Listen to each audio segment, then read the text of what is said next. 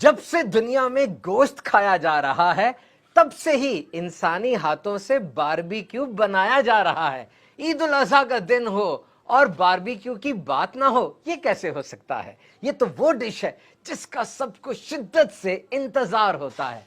याद रखिए, ये बारबेक्यू बड़ी इमोशनल, जज्बाती और इंजॉयमेंट वाली डिश है। ये खानदानों को आपस में जोड़ती है। सारे कजन्स दोस्त मिलकर बैठते हैं। अब सीखों पर गोश्त को लगाना, उसको पकते हुए देखना, सीखों को पलटना और फिर इंतजार करना कि कौन सी सीख पकती है और किसकी बारी आती है। सालगिरह से लेकर बिजनेस मीटिंग तक हर जगह बारबेक्यू एक अहम डिश तस्वर की जाती है। हाँ, याद रहे, जिस लकड़ी पर आप बारबेक्यू पका रहे हैं उस दरख्त की लकड़ी का असर बारबेक्यू के जायके में आएगा। बारबेक्यू का वर्ल्ड रिकॉर्ड वो यूरुग्वे में बना। 200 शेफ 60 टन लकड़ी पर तकरीबन 16.5 टन गोश्त को 200 घंटे तक पकाते रहे। ये तो है पकाने वाला वर्ल्ड रिकॉर्ड। और खाने वाला वर्ल्ड रिकॉर्ड क्या है?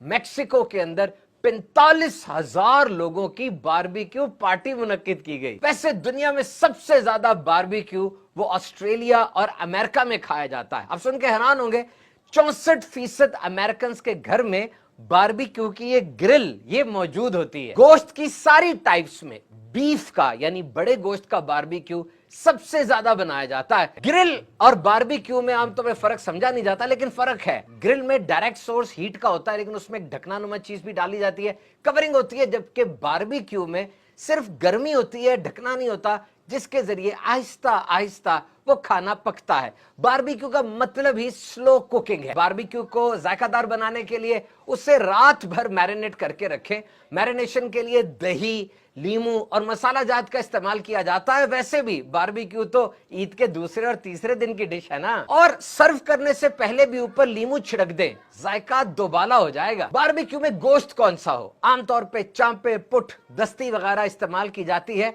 सारे ही चलते। और सीखों में उसको परोने का एक खास तरीका है। अगर उसके मुताबिक करेंगे तो पलटना आसान हो जाएगा और सही चीज तैयार होगी। शिनवारी, बहुत कुछ याद आ गया होगा आपको।